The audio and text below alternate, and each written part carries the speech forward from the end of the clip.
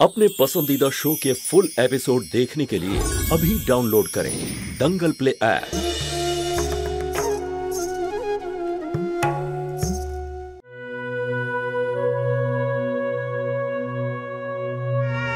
Please ज्योतिमा, আর কতক্ষণ এরকম করবে? না মুখে কিছু তুলছো, না কারোর সঙ্গে কথা বলছো। ওই বাচ্চাগুলোর কথা একবার ভাবো। ওরা তো তোমাকে ভালোবাসে। ওরা যখন জানতে পারে যে তুমি কিছু খাওনি, তখন ওরাও কিছু খেতে চায় না। যদি আমরা সবাই তোমাকে ভালোবাসি, খুব ভালোবাসি, তোমাকে এই অন্ধকার থেকে বেরোতেই হবে মা।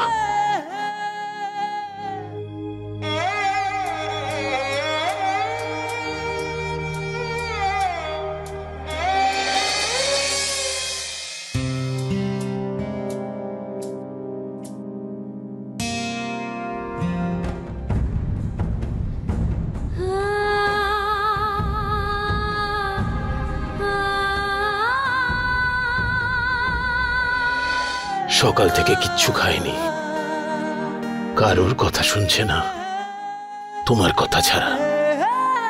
তাই তোমাকে ডেকে পাঠালাম।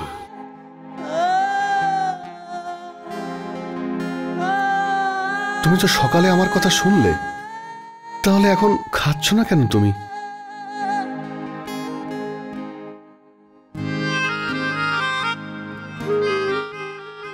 নাও, খেয়ে নাও, মুখ খোলো।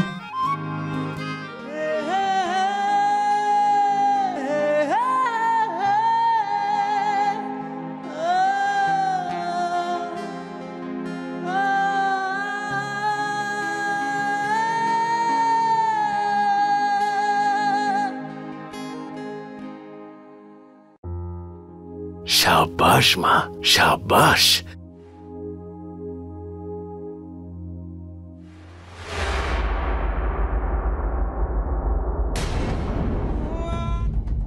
যাই হোক, তুমি যেই বন্ধুর কথা শুনে কিছু খেলে, এটাই আমার খুব দিদি, তুই নিজে প্রাণ দিতে গিয়েছিলি।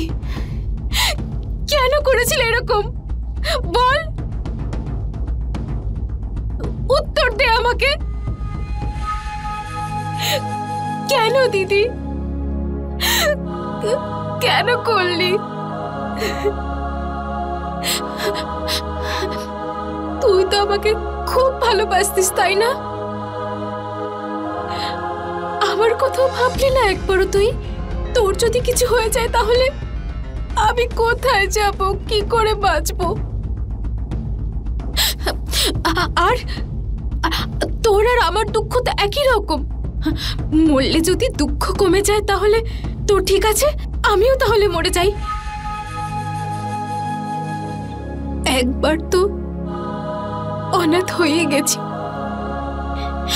আর একবার তুই অনাথ করে চলে যাচ্ছিলি। আমার আগের জ্যোতি দিদিকে ফিরিয়ে দে। আমার আগের জ্যোতি দিদিকে তুই ফিরিয়ে দে, ফিরিয়ে দে।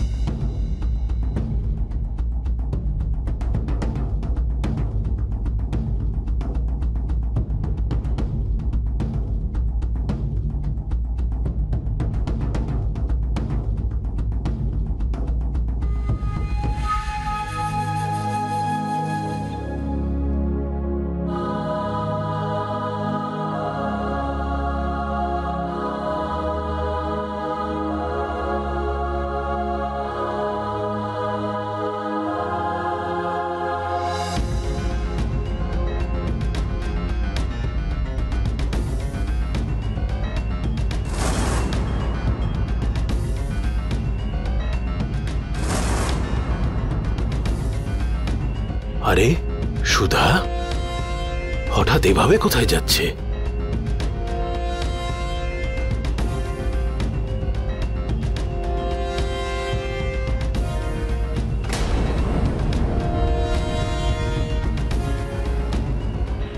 সুধা,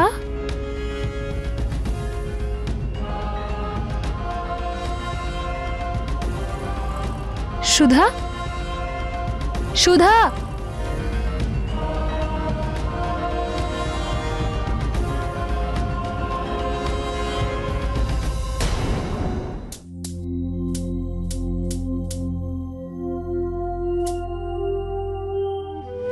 মিস জ্যোতি, আপনি ঠিক আছেন তো?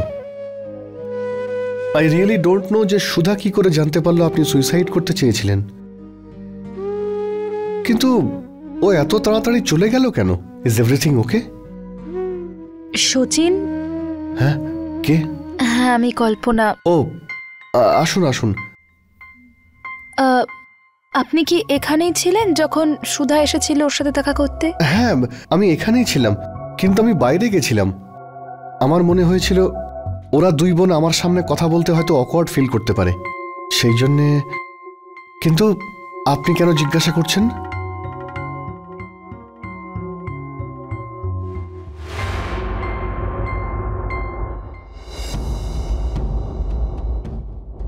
জ্যোতি,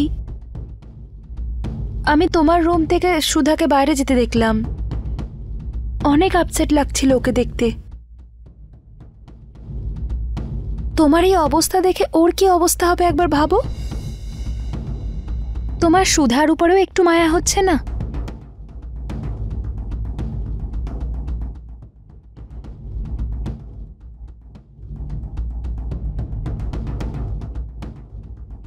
চলো ওঠো, একটু আরাম করে নাও।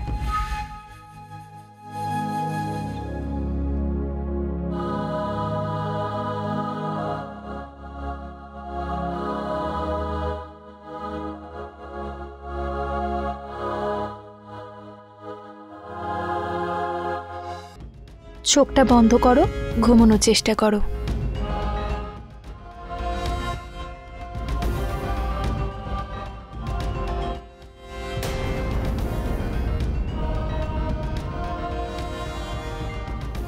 শচীন, আমরা কি বাইরে গিয়ে কথা বলতে পারি?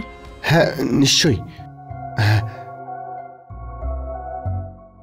জ্যোতি দেবীকে দেখেই সুধা কেঁদে ফেলল। এটাই অভিযোগ করছিল যে জ্যোতি দেবী আত্মহত্যা করার কথা কেন ভাবলেন। কিন্তু সুধাকে এই কথাটা কে বলল?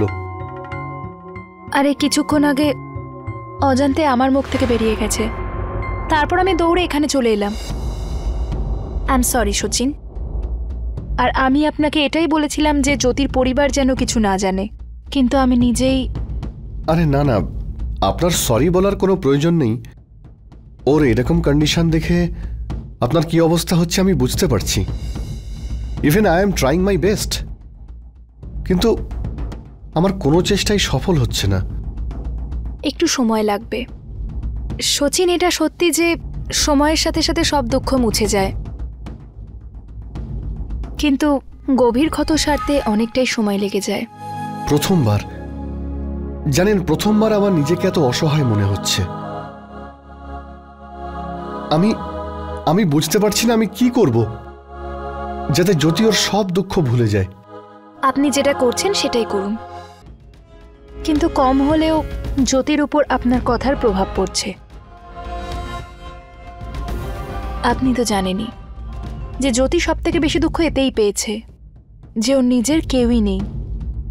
কেউ নেই যে ওর ব্যাপারে চিন্তা করবে, ওর ব্যাপারে ভাববে। আমাদেরকে শুধু এটার বাইরে ওকে আনতে হবে, আমাদের ওকে বিশ্বাস করাতে হবে।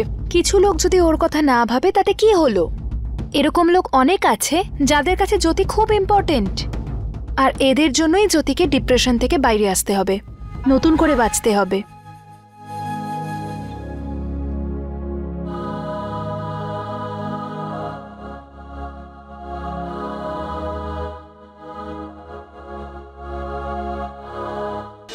फुल एपिसोड देखने के लिए अभी डाउनलोड करें दंगल प्ले ऐप।